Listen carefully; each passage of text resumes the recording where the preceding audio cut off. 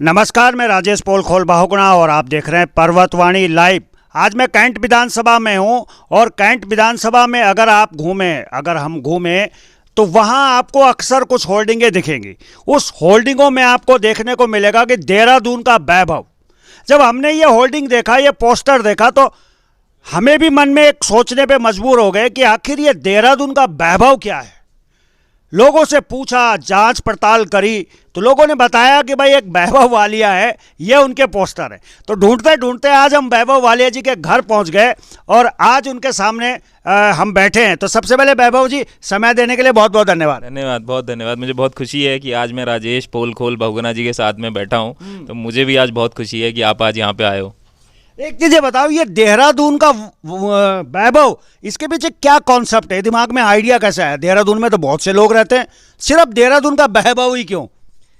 देखिए, इसके पीछे एक हमारी कहानी है। ये कहानी ऐसी है कि देहरादून में हम पले बड़े हुए, देहरादून से हमने स्कूलिंग करी, देहरादून से हमने अपनी कॉलेज करा, ग्रेजुएशन करा। जो भी आज हम बने हैं उसकी सारी नींव देहरादून से पड़ी। देहरादून ने ही सब कुछ दिया है। और जब हम पढ़ते थे तब हम जो देहरादून देखते थे वो हम एक हरा भरा, एक साफ़ सुथरा देहरादून देखते थे। ट्रैफिक जैम इतने नहीं लगते थे, सड़कों पे इतने गड्ढे नहीं होते थे। तो कहीं ना कहीं अब जब हम थोड़ा बहुत कमा के फिर हमें दिल्ली जाना पड़ा। अब ये उत्तराखंड का दुर्भाग्य है कि हम यहाँ पे अपने बच्चों को बेस्ट ऑफ बेस्ट एजुकेशन तो देते हैं, लेकिन फिर उन्हें रोज़गार के उतने अवसर नहीं मिल पाते हैं। हर आदमी को कहीं ना कहीं कुछ अपनी काबिलियत के हिसाब से काम ढूंढने के लिए बाहर जाना पड़ता है। तो जब लौट के आए तो देखा तो स्मार्ट सिटी के नाम पर सड़कों में बड़े बड़े गड्ढे, हर तरफ ट्रैफिक जैम। तो कहीं ना कहीं ये देहरादून नहीं था। जो जब हम देहरादून की बातें करते थे तो देहरादून, हमारी जो सपनों का एक देहरादून था, वो इससे थोड़ा सा अलग था। फिर जब हम अपनी विधानसभा में आए, ये जिस विधानसभा जहाँ पे आप कह रहे हैं कि आपके होर्डिंग लगे हैं, देहरादून कैंट विधानसभा पर्टिकुलरली, यहाँ पे हरबंस कपूर जी 8 बार से विधायक हैं। 8 बार अगर एक व्यक्ति एक विधानसभा का प्रतिनिधित्व कर रहा हो तो वो तो मॉडल विधानसभा होनी चाहिए। उस विधानसभा में तो कोई समस्या ही नहीं होनी चाहिए।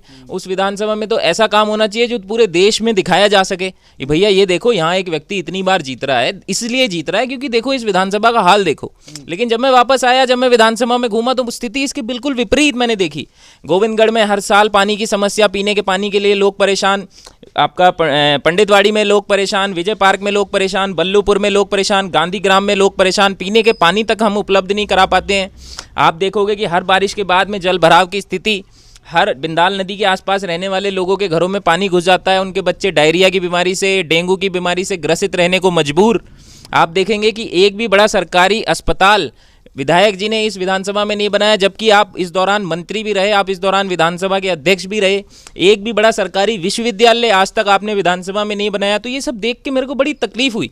उसके बाद में हमने कहा यार कि अब ये है कि या तो फिर नेताओं के हाथ पैर जोड़ते रहो कि भैया कुछ बेहतर कर लो, कुछ बेहतर कर लो, कुछ बेहतर कर लो, और कोसते रहो बंद कमरों में बैठ के चर्चाओं में अपने दोस्तों के साथ में, यार कुछ नहीं हो रहा, देश में कुछ नहीं हो रहा, राजनीति में कुछ नहीं हो रहा, अपने शहर में कुछ नहीं हो रहा, या फिर चलो हम ही कुछ करने की कोशिश करते हैं। तो ये एक कोशिश है हमारी, हमारा कैंपेन है कि हमें देहरादून का वैभव लौटाना है। और साथ साथ वो सारे युवाओं को भी, देहरादून का वैभव हर वो युवा भी है जिसने अच्छी शिक्षा यहाँ पे ली। देहरादून की स्कूलिंग एजुकेशन को पूरे देश में माना जाता है। यहाँ पे जो आप नींव रख देते हो वो बच्चा पूरे देश में कहीं मार नहीं खाएगा, विदेशों में मार नहीं खाएगा। ऐसी एजुकेशन आप बच्चे को देहरादून में दे रहे हो। उसके बाद में उसे उतने रोजगार के अवसर हम क्यों नहीं आज भी उपलब्ध करा पा रहे हैं? 21 साल प्रदेश बने हुए हो गए, उसके बाद भी नहीं उपलब्ध करा पा रहे हैं। तो हमें देहरादून का हर वो वैभव भी लौटाना है जो यहाँ से रोजगार के लिए बाहर गया है। हमें देहरादून का वो जो हमारा प्रॉस्पेरिटी थी, जो देहरादून हमारे सपनों का देहरादून था, वो देहरादून भी बनाना है। उसके लिए मैंने कॉल दिया है कि यंगस्टर्स से मेरा कॉल है खास तौर से कि अब दीवार पे बैठने का समय नहीं है।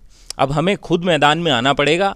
मेरे साथ में बहुत सारे लोग जुड़ रहे हैं। मैं और भी लोगों से अपील कर रहा हूं कि भैया मैंने कुछ करने का प्रयास किया है। हमारा सपना है कि हम अपने शहर के लिए कुछ करें। अगर आपको भी लगता है कि हाँ यार चीज़ें बेहतर होनी चाहिए, तो अब अपने घरों में मत बैठो, बाहर आओ, हमारा समर्थन करो, हमारे साथ जुड़ो, मिल के कुछ करने की कोशिश करते हैं। लेकिन वैभव भाई, आप कह रहे हैं कि भाई 8 साल से वो विधायक हैं और अब उन्होंने काम नहीं किया। आप कह रहे हैं गोविंदगढ़ में पानी भर जाता है, ये समस्याएं, वो समस्याएं तो पिछले 8 साल से होंगी, बरसात हर बार होती है। लेकिन जब उस क्षेत्र की जनता परेशान नहीं है और 8 बार उनको जिता के भेज रही है, तो इसका मतलब लोग अभी मुद्दों पे चुनाव नहीं जितवाते हैं, मुद्दों पे चुनाव हो नहीं रहे हैं। अगर मुद्दों की बात होती तो कम से कम जनता सवाल तो पूछती। ऐसा क्यों है? आप भी मानते हैं कि आपकी विधानसभा में मुद्दों पे चुनाव नहीं लड़े जाते, ना जीते जाते हैं? नहीं, मैं ये कहना चाहता हूँ कि हो सकता है कि पहले लोगों ने ये पॉइंट्स उठाए ही ना हो। मैंने पिछले चुनाव में देखा ये सवाल पिछली विधानसभा चुनाव में क्यों नहीं उठा कि यार एक भी सरकारी बड़ा अस्पताल और एक भी बड़ा सरकारी विश्वविद्यालय आज तक विधानसभा में नहीं है। तो मैं तो ये मानता हूं कि पहले ये सवाल उनसे किए जाने चाहिए थे। अगर पिछली विधानसभा में ये चुनाव उठा होता और दोबारा विधायक जी जीत गए होते तो वो शर्म के मारे कम से कम इसी टेन्योर में कुछ ना कुछ उस पर काम कर लेते। तो ये सवाल वो पिछली बार नहीं उठा और पहले शायद ये सवाल नहीं उठे। एक और बात यह है कि इनकी जो नीति रही है वो नीति कैसी रहती है कि अगर गोविंदगढ़ में पानी की समस्या की हम बात कर रहे हैं तो लोगों ने जब हल्ला मचाया थोड़ा सा, भैया पानी नहीं है पानी नहीं है, तो विधायक जी क्या करते हैं कि एक पानी का टैंकर वहां पे तुरंत भिजवा दिया। अब वो पानी का टैंकर 2 घंटे के लिए उनकी प्यास तो बुझा सकता है लेकिन उस समस्या का समाधान नहीं कर सकता है। तो प्रॉब्लम सॉल्विंग की नियत ही नहीं है। उसका प्रॉब्लम सॉल्विंग के लिए आपको क्या करना पड़ेगा, आपको ये देखना पड़ेगा भैया डिमांड कितना है और सप्लाई कितना है, और वो डिमांड और सप्लाई का गैप कितना है, और उसके लिए पानी के नए स्रोतों को ढूंढना पड़ेगा ताकि जो है वो साल दर साल प्रॉब्लम ना हो, अगले साल वो समस्या ना हो, उस पर थोड़ा बहुत कुछ काम हो कि हाँ भैया हमने और स्रोत ढूंढे थे इस साल के दौरान बाकी समय में, ताकि गर्मी के मौसम जब पीक पे रहती है डिमांड तो हमने और सप्लाई इंश्योर करी।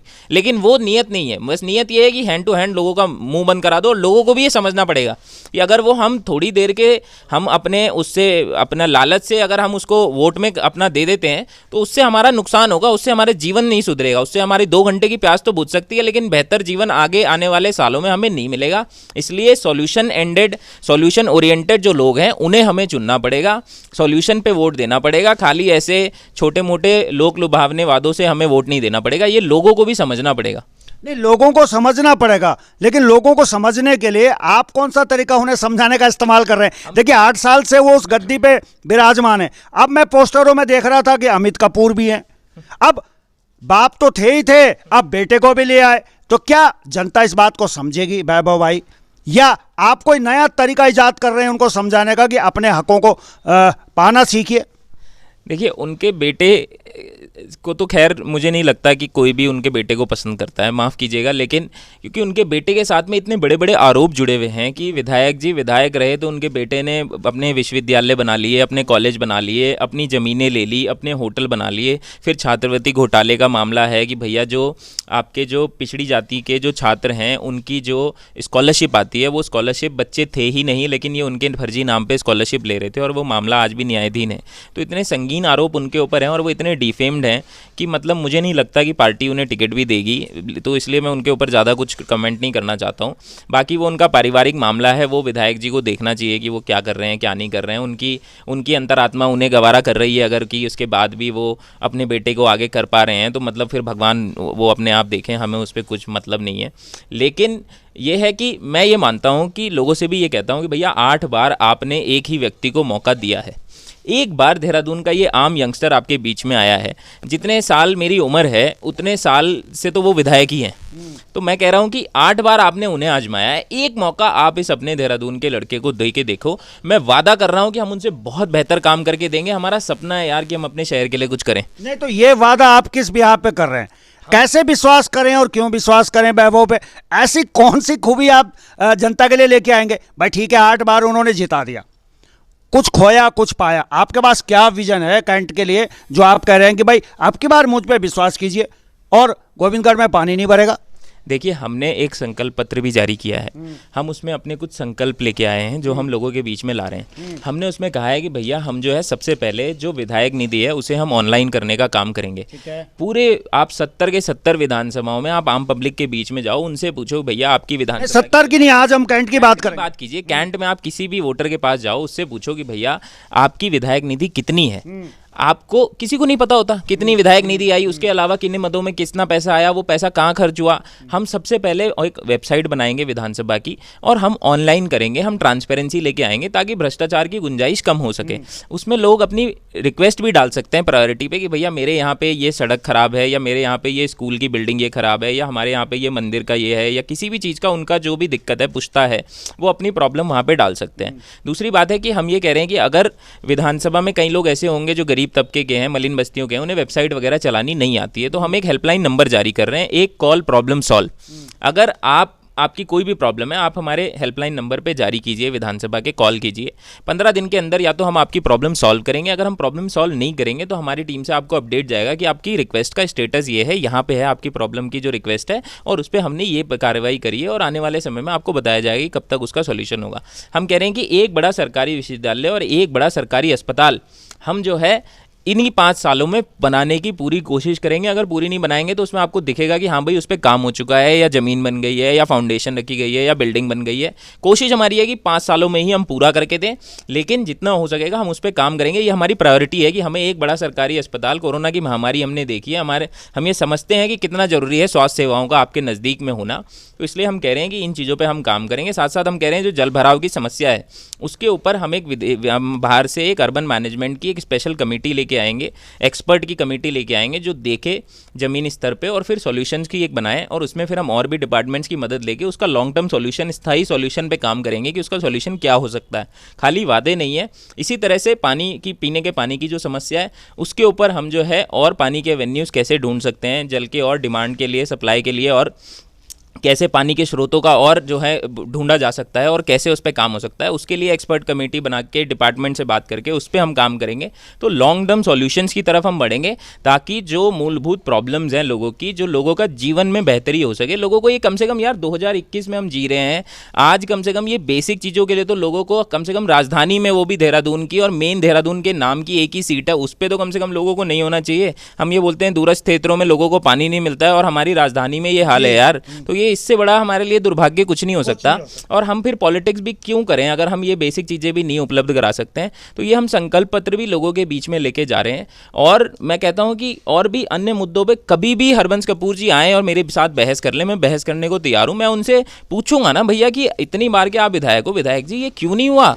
और हम तो बेरोजगारी और महंगाई और वो सारे इश्यूज़ भी हमारे सामने हैं, तो वो सारे इश्यूज़ भी हम लेके लोगों के बीच में जा रहे हैं। और मैं आपको ये भी बता सकता हूँ कि बहुत अच्छा रिस्पॉन्स भी हमें मिल रहा है, लोग हमारे को बहुत सपोर्ट कर रहे हैं, लोग अपने इस आम युवा का बड़ा हौसला बढ़ाने का काम कर रहे हैं। तो मेरी हिम्मत हर रोज बढ़ रही है, उसी के बेसिस पे मैं आज आपके साथ ये सारी बातें भी कर पा रहा हूँ। तो मुझे विश्वास है कि लोग एक मौका हमें जरूर देंगे। चलिए, देहरादून का वैभव, आज उनसे हम बातचीत कर रहे हैं और एक मेरे पास में उनका जो हैंडमेड पोस्टर है, छोटी छोटी, इसमें बहुत सारी की चीज़ें लिखी हुई हैं, इन पे भी मैं चर्चा करूँगा और देखने की कोशिश करेंगे, टटोलने की कोशिश करेंगे कि देहरादून का वैभव जो पोस्टरों में दिखता है वाकई में उनके अंदर कितना दम है। तो एक छोटा सा ब्रेक लेते हैं और ब्रेक के बाद पुनः वापस लौटते हैं। चलिए, ब्रेक के बाद एक बार फिर से स्वागत है हमारे साथ देहरादून का वैभव।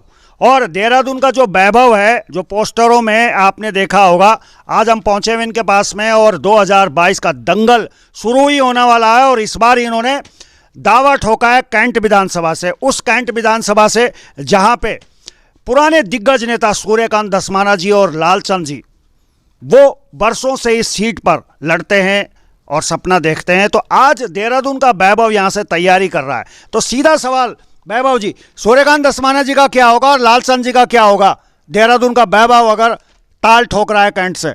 देखिए, ये दोनों हमारी पार्टी के नेता हैं, दोनों के पास में अपना काम है। एक शहर के कांग्रेस के अध्यक्ष हैं, पूरे शहर में विधानसभा का चुनाव लड़वाना शहर अध्यक्ष की जिम्मेदारी है। एक प्रदेश के हमारे उपाध्यक्ष हैं, साथ साथ मैनिफेस्टो कमेटी के हमारे जो हैं वो संयोजक हैं। पूरा मैनिफेस्टो उन्होंने बनाना है और पूरे प्रदेश का चुनाव उन्होंने देखना है। तो ये बड़े बड़े लोग हैं, इन लोगों के पास में पार्टी का बहुत सारा काम है। ये अपना अपना काम पूरी जिम्मेदारी के साथ में करेंगे, ऐसा मुझे विश्वास है। नहीं तो आपने उन्हें मार्गदर्शक मंडल में डाल दिया, लाल कृष्ण आडवाणी बना दिया। बिल्कुल मार्गदर्शक मंडल में नहीं डाला, लाल कृष्ण आडवाणी जी के पास तो कोई काम ही नहीं है। हमारे यहाँ तो हमने इन्हें जेपी नड्डा जी वाली पोजीशन पे और मेन पोजीशनों पे डाला है, जिसमें सारा काम ही इन लोगों के पास है। चलिए, ये देखिए, ये बहुत इंटरेस्टिंग बात है। सूर्यकांत धस्माना जी इस समय उपाध्यक्ष भी हैं और लालचंद जी के बारे में आप भी जानते हैं। और देहरादून का वैभव, वो कह रहे हैं कि उनको संगठन पे ध्यान देना चाहिए, चुनाव लड़वाना चाहिए हम जैसे युवाओं को। अच्छा, दूसरा ये कहूँगा कि कैंट की अगर मैं बात करूँ तो यहाँ पे अन्य क्षेत्रीय दलों के, एक आम आदमी पार्टी के भी हैं यहाँ पे, वो भी चुनाव लड़ रहे हैं, यूकेडी के भी हैं। तो आप अपना मुख्य मुकाबला किससे मानते हैं? आपको क्या लगता है कि वैभव की अगर टक्कर होगी तो इनसे होगी? देखिए, हमारी सीधी सीधी टक्कर 8 बार के विधायक से है, हरबंस कपूर जी से है। उसके अलावा बाकी और जो लोग हैं वो सिर्फ डिस्ट्रैक्शन है। मतलब आम आदमी पार्टी से भी मैं कहता हूँ, आप बोलते हो क्लीन पॉलिटिक्स के बारे में, हमारे से ज़्यादा क्लीन उम्मीदवार ला के दिखा दो, हमारे से ज़्यादा एजुकेटेड उम्मीदवार ला के दिखा दो। आप मतलब आप तो ये सब बातें नहीं है। और दूसरी बात, आम आदमी पार्टी जब 4.5 साल यहाँ के युवा बेरोजगार थे, जब उनकी लड़ाई लड़ने की बात थी तो हम लोग सड़कों पे उतरे थे, हमने विधानसभाओं के घेराव करे, हमने मुख्यमंत्री आवास के घेराव करे, हमने पुलिस की लाठियां खाई, पुलिस के धक्के खाए। आप लोग कहाँ थे यार उस दौरान? आप बात करते हो नहीं, आप तो बड़ी क्लीन पॉलिटिक्स करते हो, आप नहीं सत्ता के लालच में हो यहाँ पे, आप सिर्फ आखिरी के 6 महीने में क्यों आए हो? आप में सत्ता लोलुपता नहीं है? तो ये सवाल उनसे पूछना चाहिए कि जब यहाँ पे प्रॉब्लम्स थी लोगों की, जब कोरोना की महामारी आई, हमने सरकार से कहा कि भैया युवा लौट के आया है, रिवर्स माइग्रेशन हुआ है, इनको यहाँ पे कोई रोजगार दो। उस समय के मुख्यमंत्री त्रिवेंद्र रावत ने एक शासनादेश निकाल दिया कि 1 साल तक किसी को कोई नौकरी नहीं देंगे। उस समय हम लोगों ने आवाज़ उठाई, उस समय कहाँ थी आम आदमी पार्टी? ये लोग थे ही नहीं। तो ये लोग पर्यटक के तौर पे आए हैं हमारे यहाँ पे, और हमारा एक पर्यटन प्रदेश का एक मुख्य रोजगार है, तो मैं तो पर्यटकों का स्वागत करता हूँ। तो हम इनका भी इस दृष्टि से स्वागत करते हैं, हाँ भैया पर्यटक के तौर पे आए हो, थोड़ा बहुत पैसा यहाँ पे लगाओगे तो हमारे लोगों को ही काम मिलेगा। तो ये फिर उसके बाद में आपको ये दिखाई नहीं देंगे, ये भी मैं आपको बता सकता हूँ। तो इसलिए ये मेन कंपटीशन में बिल्कुल नहीं है। और यूकेडी वाले एक अच्छा दल था जिसको राज्य के लोग एक अच्छी भावना के साथ में देखते थे, लेकिन दुर्भाग्यपूर्ण उन्होंने राज्य के लोगों की भावनाओं की के हिसाब से काम नहीं किया, ना उन्होंने उनकी भावनाओं के अनुरूप उनको कोई भी कदर करी है। तो उसकी वजह से आज वो लोग विलुप्त हो चुके हैं, तो एक्सटिंक्शन के कगार पे हैं। डायनासोर वापस आ सकते हैं लेकिन यूकेडी और ये लोग वापस नहीं आएंगे। मतलब अखाड़े में आप मानते हैं कि 2 ही योद्धा होंगे, कांग्रेस और भाजपा, भाजपा और कांग्रेस, कांग्रेस और भाजपा। पिछले 20 सालों से ये दोनों ही लड़ रहे हैं आपस में, तीसरे को मौके देना क्यों नहीं चाहते आप? क्यों पहले उनके पर कतर रहे हैं? उनको कह रहे हैं पर्यटक की तरह आइए। क्या आप चाहते हैं कि सत्ता में हमेशा 2 ही रहें, तीसरा कोई आए ना? देखिए, ये एक नई कांग्रेस है। आपको कांग्रेस में ऐसे उम्मीदवार शायद कम दिखे होंगे जो ऐसी बातें करते हैं, जो ऐसे होंगे। ये राहुल गांधी की कांग्रेस है। हम यंग लोग हैं और कांग्रेस पार्टी से इसलिए अलाइंड हैं क्योंकि कांग्रेस मोहब्बत की बात करती है, प्रेम की बात करती है, सद्भावना की बात करती है, लोगों को खुश रखने की पॉलिटिक्स करती है, गरीब की बात करती है। न्याय योजना के तहत हम जब बात करते हैं अपनी मीटिंग्स में, तो राहुल जी हमेशा ऐसी स्कीमों के बारे में ज़्यादा फोकस करते हैं जिससे गरीबों को पैसा दिया जा सके, गरीबों को थोड़ा सा बिलो पॉवर्टी लाइन से ऊपर ला सके। इसलिए हम अलाइन करते हैं कांग्रेस के साथ में। तो ये कांग्रेस का भी एक नया रूप है। हमारे और पूर्वजों ने, कांग्रेस पार्टी ने बहुत काम किया है, देश बचाने की लड़ाई करी है, वो सब करी है। लेकिन आज दोबारा से जो पॉलिसी लेवल का काम होता है, जो प्रोग्रेसिव पॉलिटिक्स करने के बारे में बात हो रही है, वो उत्तराखंड में खास तौर से सिर्फ एक कांग्रेस पार्टी कर रही है। तो इसलिए हम कांग्रेस पार्टी के साथ हैं और मैं लोगों से कहता हूं कि दोबारा से कांग्रेस में अपना विश्वास जताइए और लोग आपको निराश हम लोग आपको निराश नहीं करेंगे। साथ साथ ये भी बात कहता हूँ कि ये जो सारे पॉइंट्स हम उठा रहे हैं, अगर हमारी कांग्रेस की सरकार बनती है और हमारे भी राज्य के सरकार के प्रतिनिधि या मुख्यमंत्री या और लोग अगर ये इश्यूज पे काम नहीं करते हैं या वादा खिलाफी करते हैं, मैं वादा कर रहा हूं ऑन कैमरा कि मैं अपनी सरकार के खिलाफ भी आवाज उठाने से पीछे नहीं हटूंगा। चलिए, ये भी मैं वादा कर रहा हूं। वादा तो आप कर रहे हैं, अच्छा चलिए एक वादा और कीजिए, मुख्यमंत्री का चेहरा कौन होंगे? देखो, मुख्यमंत्री का चेहरा कांग्रेस ने डिसाइड नहीं किया है। वो इसलिए डिसाइड नहीं किया है कि एक मत जो है कहीं ना कहीं पार्टी की लीडरशिप को ये लगता है कि ये अभी हमारे पार्टी के जो जीत के आएंगे एमएलए उनके ऊपर छोड़ दिया जाए कि जब एमएलए जीत के आए वो तय करें, उनमें जो सबसे ज़्यादा पॉपुलर निकलेगा उसको हम सीएम फेस बनाएंगे। अभी पार्टी को ये नहीं लग रहा है कि यार कि हमें पार्टी का चेहरा घोषित करके उतना लाभ होगा, और अगर हम संयुक्त नेतृत्व में जाएंगे तो सब लोगों का सम्मान बना रहेगा, सारे लोग मिल के जाएंगे। हरीश रावत जी हमारे सबसे बड़े नेता हैं, पूर्व मुख्यमंत्री रहे हैं, जनरल सेक्रेटरी हैं। प्रीतम सिंह जी इतने साल से प्रदेश अध्यक्ष थे, आज CLP हैं, 5 बार के विधायक हैं, पहले होम मिनिस्टर रह चुके हैं। गणेश गोदियाल जी आज प्रदेश अध्यक्ष हैं, इतना उनका काम है, इतना उन्होंने एक्सपीरियंस है। तो और सारे लोग, जितने भी लोग हैं, करण मेहरा जी हैं, आपके काजी निज़ामुद्दीन जी हैं, बहुत सारे लीडर्स हमारी पार्टी के हैं जो कि अपने अपने क्षेत्रों में पूरा बढ़िया अपना दमखम रखते हैं और वो सब करते हैं। कहीं ना कहीं ऐसा ना हो कि एक आदमी को बना के वो सारे बाकी ये सोचें यार हमारे को उतना रिस्पेक्ट नहीं मिला जितना औरों को मिलना चाहिए था। और ये बिल्कुल फेयर एक गेम है कि यार जीत के जब आओ, जीत के आने के बाद में जिसके ज़्यादा MLAs होंगे, MLA जिसको चुनेंगे वो बनेगा। तो इसमें सब लोग अपने अपने सारे साथियों के साथ में मिलकर जिताने के लिए काम करें, तो उसमें कांग्रेस पार्टी को ये लगता है कि हम लोगों का परफॉर्मेंस उससे बेहतर हो सकता है। वैभव जी, एक चीज़ मैं आपको रोकना चाहूँगा, भारतीय जनता पार्टी ने मुख्यमंत्री का कैंडिडेट पिछली बार घोषित नहीं किया था, उसका नतीजा ये हुआ कि 3 मुख्यमंत्री बदल गए 1 साल में। तो क्या आप चाहते हैं कि इस प्रदेश में अतिरिक्त भार इसी तरह पड़ता रहे? क्या जनता को यह जानने का अधिकार नहीं है कि भाई हमारा मुख्यमंत्री कौन होगा, या थोप देने वाली नीति चलेगी?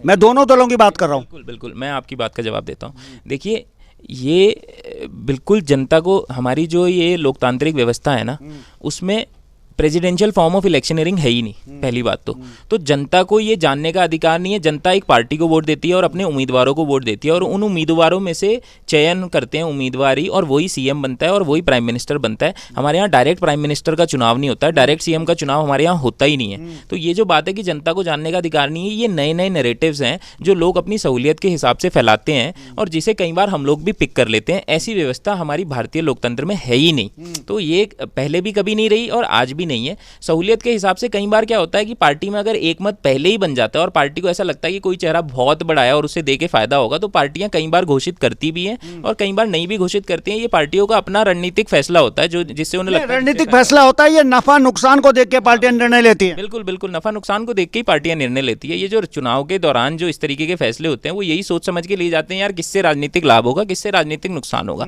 बिल्कुल इसी हिसाब से फैसले लिए जाते हैं। और दूसरी बात है कि जो 3 बार के मुख्यमंत्री बदलने की जो बात है, आप कांग्रेस में देखेंगे तो कांग्रेस का इतिहास भी यहाँ का देखेंगे तो पार्टी, नारायण दत्त तिवारी जी एकमात्र ऐसे मुख्यमंत्री हैं, मैं मानता हूँ कि उस आदमी का सबसे बड़ा योगदान है उत्तराखंड में। जितने भी आपके जो हमारे इंडस्ट्रियल एरियाज बने हैं वो सारे उन्होंने बनाए हैं, जितनी भी कंपनियां लेके आए वो लेके आए, जितना भी बड़ा मेजर जो काम हुआ है इंफ्रास्ट्रक्चर डेवलपमेंट का हमारे उत्तराखंड में, वो नारायण दत्त तिवारी जी पूरे 5 साल टर्म लिए और वो रहे। दूसरी सरकार में विजय बहुगुणा जी थे, आपदा आ गई, कहीं ना कहीं पार्टी को ये लगा यार कि दूसरे मुख्यमंत्री को मौका देना चाहिए इसको डील करने के लिए। शायद ऐसा हो सकता है कि पहले वाले ने जितना बेहतर डील किया जाना चाहिए था नहीं किया, तो फिर मुख्यमंत्री बदला।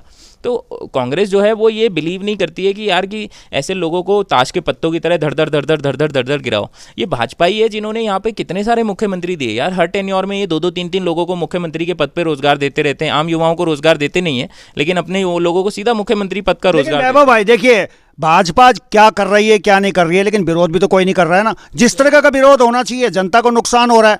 10 लाख से ऊपर बेरोजगार है, 22% से ऊपर बेरोजगारी की दर है, 56,000 करोड़ का कर्जा उत्तराखंड में, लेकिन सड़कों पे लोग नहीं हैं। और कांग्रेस पे भी आरोप लगते हैं कि कांग्रेस भी उत्तराखंड में मित्र विपक्ष की भूमिका निभा रही है, तो फिर विपक्ष है कौन?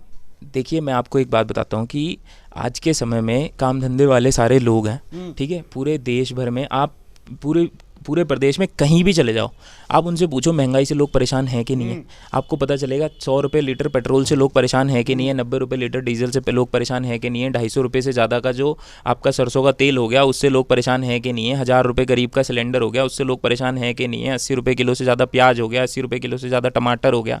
आम लोग बहुत परेशान हैं यार, बहुत परेशान है। कभी भी आप जनता के बीच में जाके आप पूछ सकते हो। और इन लोगों की हालत क्यों ख़राब है, इन्होंने मुख्यमंत्री क्यों बदला है। आप बोलते हो कि कांग्रेस मित्र विपक्ष का काम करती है, लेकिन कांग्रेस, मैं नहीं कह रहा हूं लोग ये आरोप लगाते हैं, हम तो जनता का प्रतिनिधित्व कर रहे हैं। मान रहा हूं, चलो अगर कुछ लोग ये आरोप लगाते भी है ना, वो लोग सरकार को मदद करने वाले लोग हैं, वो सरकार के द्वारा प्रोपगेटेड ये चीज़ है, वो अपना नैरेटिव फैलाते हैं कि कांग्रेस को बदनाम करने के लिए ऐसी चीज़ें चला दो कि ये तो जी मित्र विपक्ष हैं। इतने शरीफ भाजपा वाले भी नहीं थे। अगर कांग्रेस ने माहौल ना बनाया होता त्रिवेंद्र सिंह रावत के खिलाफ ना, तो वो कहीं नहीं उसे बदलने वाले थे। उन्होंने 4 साल तक चला के रखा उस व्यक्ति को, जबकि उस व्यक्ति के काम आप देख लो, OSD के माध्यम से उन्होंने शेल कंपनियां बना के कितने करोड़ रुपए का घोटाला करा। और उसके बाद में इन्होंने, मतलब मैं तो हैरान हूँ इस पार्टी के डिसीजंस के ऊपर कि किसी आदमी का ना तो परफॉर्मेंस देखते हैं, ना किसी का ट्रैक रिकॉर्ड देखते हैं, एक्सपेरिमेंट करे जाते हैं। इन्हें चाहिए कि बस हमारा ना हाथ के नीचे का आदमी होना चाहिए। ये लीडर बनाते ही नहीं है। मैं एक और बात बताता हूँ, कांग्रेस लीडर बनाती है, 100% लीडर बनाती है। कैसे बनाती है, हम भी तो देखें। बताओ, आज भारतीय जनता पार्टी की सरकार है, आप सर्वे करा लो, सबसे बड़ा नेता कौन है? कांग्रेस के नेताओं के नाम आएंगे, भाजपा वालों के नाम ही नहीं आते हैं। उनके तो आप कांग्रेसी हो तो अपनी पार्टी की तो बड़ाई करोगे। मैं कह रहा हूँ नारायण दत्त तिवारी, आप सर्वे करा लो ना कि नारायण दत्त तिवारी श्री मिला है उन्हें। भाई सारे जितने भी हमारे सारे लोग हैं वो सारे बड़े नेता रहे हैं भारतीय जनता पार्टी में। तो आदमी, पहले आप मंत्रियों के कितने नाम लोग जानते हैं? आम लोगों से जाके पूछो आप कि कितने केंद्रीय मंत्रियों के आप नाम जानते थे। एक मिनट वैभव भाई, आप कह रहे कि भारतीय जनता पार्टी ये है वो है, अगर इतनी ही बेकार है तो 11 विधायक आपके क्यों गए थे भारतीय जनता पार्टी में? हरक सिंह रावत उनमें हो गए, आपके अपने थे, सुबोध उनियाल आपके थे, चैंपियन आपके अपने थे, वो उस गंगा में डुबकी लगाने क्यों गए? देखिए क्या होता है कि कई बार क्या होता है, जो इनफाइटिंग होती है वो इतनी बढ़ जाती है कि उससे क्या लोग ये समझ लेते हैं कि यार लोग पार्टियों छोड़ने पे मजबूर हो जाते हैं। और फिर जिसे राजनीति करनी है, उत्तराखंड में अगर 2 ही राजनीतिक दल मेन हैं तो उसे कांग्रेस छोड़ के उसके पास में विकल्प ही भाजपा रहता है। आज वो लोग वापस आने को क्यों वो हैं? क्योंकि वो दिल से नहीं गए थे। कहीं ना कहीं उनको ये लग रहा है यार कि मजबूरी में उस समय झगड़े में और गुस्से में आके आवेश में लिया हुआ फैसला तो हो गया, लेकिन ये पार्टी में रहने लायक नहीं है। यशपाल आर्य जी लौट के आए हैं, हर मन से माफ़ी मांगते फिर रहे हैं कांग्रेस के कार्यकर्ताओं से। आप देखो कि भैया नहीं यार मेरे से गलती हुई है, नहीं यार मेरे से गलती हुई बाकी क्यों नहीं आ रहे, कहाँ पेंच फंस रहा है? मैं आपको एक और बात बताऊं, अगर ईमानदारी की, बहुत सारे लोग आना चाहते हैं। कांग्रेस ये देख रही है कि यार ऐसे आदमी को तो कम से कम ना लिया जाए जिसको लाने से फायदे से ज़्यादा नुकसान हो जाए, जिससे लोग ये लें यार ये तो तुमने सबसे करप्ट आदमी ले लिया या वो ले लिया। अब इनके लोग बयान भी तो ऐसे ऐसे देते हैं। इनका एक मंत्री कहता है भैया मैंने एक ऐसी ऐप बनाई है कि बारिश यहाँ से वहाँ चली जाएगी। ये सब देख के भी ना यंगस्टरों को बड़ा गुस्सा आता है। मैं ये भी मतलब आपको बता दूं कि अगर एक कंपनी होती है, उसका कुछ 100 करोड़ का बजट होता है ना, तो उसको चलाने के लिए तो लोग रखते हैं IIM IIT और बड़े बड़े पढ़े लिखे लोग और विदेशों में काम करे वाले लोगों को आप रखते हो। और ये सरकारें जिनका हजारों करोड़ रुपए का बजट होता है, उसको चलाने के लिए तुम ऐसे ऐसे नेताओं को रख लेते हो जो साले ये कहते हैं कि जी ये ऐप जो है हमने एक ऐसी ऐप बनाई है जो बारिश यहाँ से वहाँ ले जाएगी। हंसी भी आती है, गुस्सा भी आता है। तो चलिए ठीक है, समय का थोड़ा सा अभाव है। देहरादून का वैभव से हम देहरादून से पूरी उत्तराखंड के राजनीतिक समीकरणों पर आ गए। तो चलिए वैभव जी, हमारे पास आज वक्त का थोड़ा सा तकाजा है, तो समय देने के लिए आपका बहुत बहुत धन्यवाद। अंत में क्या कुछ संदेश देना चाहते हैं अपनी कैंट की जनता को? मैं कैंट की जनता से हाथ जोड़ के कह रहा हूँ कि 8 बार आपने एक ऐसे व्यक्ति को मौका दिया है जिन्होंने विधानसभा में इतने साल काम करने के बाद भी, मंत्री रहने के बाद भी, विधानसभा अध्यक्ष रहने के बाद भी आज भी लोगों को पानी के लिए तरसते छोड़ा है, आज भी लोगों के घरों में पानी की भरने की समस्या के साथ छोड़ा है, आज भी विधानसभा में एक भी बड़ा सरकारी विश्वविद्यालय, एक भी बड़ा सरकारी अस्पताल नहीं बनाया है। एक बार आप इस देहरादून के आम युवा को, शिक्षित युवा को एक मौका देके देखिए। मैं वादा कर रहा हूँ आपसे, हाथ जोड़ के वादा कर रहा हूँ कि हम बहुत बेहतर काम करके देंगे। हमारा सपना है कि हम देहरादून के लिए कुछ कंट्रीब्यूट कर सकें। अगर हम काम नहीं करेंगे दोबारा आपके बीच में लौट के नहीं आएंगे, ये भी हम आपसे वादा कर रहे हैं। एक मौका हमारे को जरूर दीजिए। चलिए, समय देने के लिए एक बार फिर से आपका बहुत बहुत धन्यवाद। धन्यवाद, बहुत मजा आया। ये हमारे साथ देहरादून का वैभव। हम लगातार इनसे बातचीत करते रहेंगे और लगातार जैसे जैसे हमें कैंट से फीडबैक मिलते रहेंगे, हम आपके सवालों को लेके इनसे जवाब भी तलाशने की कोशिश करते रहेंगे। तो चलिए, अभी के लिए बस इतना ही। देखते रहिए पर्वतवाणी लाइव।